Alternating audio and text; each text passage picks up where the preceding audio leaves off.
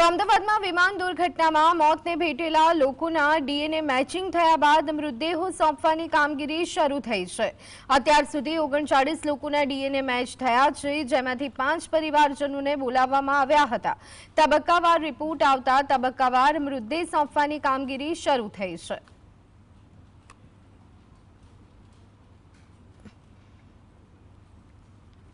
તો DNA match થયા બાદ પરિવારજનોને ફોન કરવામાં આવી રહ્યા છે અને જે પણ મૃતકો છે તેમના પાર્થિવ દેહને પરિવારજનોને સોંપવામાં આવી રહ્યું છે। ડીએનએ મેચ થતાં જ પરિવારને ફોન કરી અને જાણ કરવામાં આવી રહી છે। અત્યારે હાલ 5 જેટલા પરિવારોને ફોન કરવામાં આવ્યા છે। કુલ 39 લોકોના ડીએનએ મેચ થઈ ગયા છે। 5 પરિવારને હાલ બોલાવવામાં આવી રહ્યા છે। તમામ વ્યવસ્થાને ધ્યાનમાં રાખી અને આ પ્રકારનો નિર્ણય કરવામાં આવ્યો છે। તબક્કાવાર રિપોર્ટ આવતા બોડી સોંપવામાં આવશે। તંત્ર દ્વારા પણ તમામ તૈયારીઓ કરી દેવામાં આવી છે। મૃતદેહને લેવા માટે પરિવારજનો પહોંચી રહ્યા છે, પરંતુ એક સાથે તમામ પરિવારો ન પહોંચે તેવી તકેદારી પણ રાખવામાં આવી રહી છે, નહીં તો વ્યવસ્થાને લઈ અને ઘણા બધા સવાલ ઊભા પણ થઈ શકે છે। ત્યારે આ પ્રકારનું ખાસ કહી શકાય કે આયોજન કરવામાં આવ્યું છે કે એક સાથે 5 જેટલા પરિવારને બોલાવવામાં આવી રહ્યા છે। પરિવારજનો ભારે હૈયે પહોંચી રહ્યા છે અને પોતાના સ્વજનોના પાર્થિવ દેહને લઈ અને પોતાના ઘર તરફ જઈ રહ્યા છે।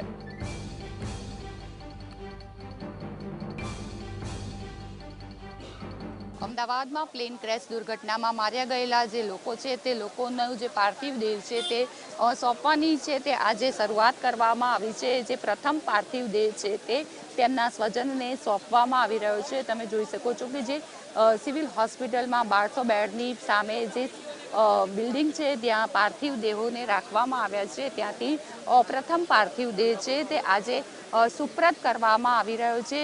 જે ડીએનએ ટેસ્ટ થયા બાદ જે ડીએનએ મેચિંગ થાય છે તે ડેડ બોડી છે તે પરિવારજનોને સુપ્રત કરવામાં આવી રહી છે અને ધીમે ધીમે જે ડેડ બોડી જે ડીએનએ ટેસ્ટ મેચ કર્યા બાદ તે બોડી છે તે સુપ્રત કરવામાં આવશે। કેમેરામેન ભીખાભાઈ વ્યાસ સાથે ઝલક અધ્યારું, GSTV, અમદાવાદ।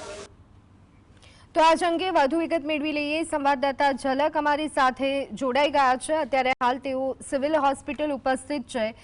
ઝલક, 39 લોકોના ડીએનએ મેચ થયા છે। 5 પરિવારને ફોન કરવામાં આવી રહ્યો છે। પરિવારજનો ભારે હૈયે ત્યાં પહોંચી રહ્યા છે, શું વિગતો?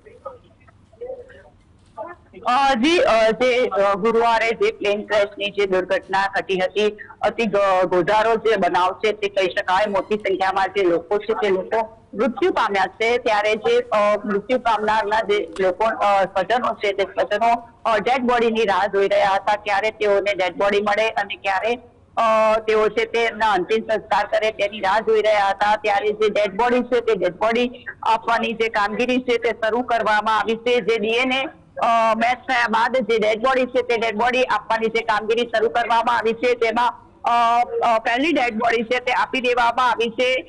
પૂર્ણિમાબેન છે તે પૂર્ણિમાબેનની જે ડેડ બોડી છે તે સોંપી દેવામાં આવી છે। તેમના પરિવારજનો દ્વારા ડેડ બોડી છે તે લઈ જવામાં આવી છે અને ખેડા જિલ્લામાં જે ડેડ બોડી છે તે રવાના થઈ ગઈ છે। તો બીજી ડેડ બોડી છે, જે બીજી ડેડ બોડી આજે મોડી સાંજે અથવા તો કાલે સવારે સુપ્રત કરાશે।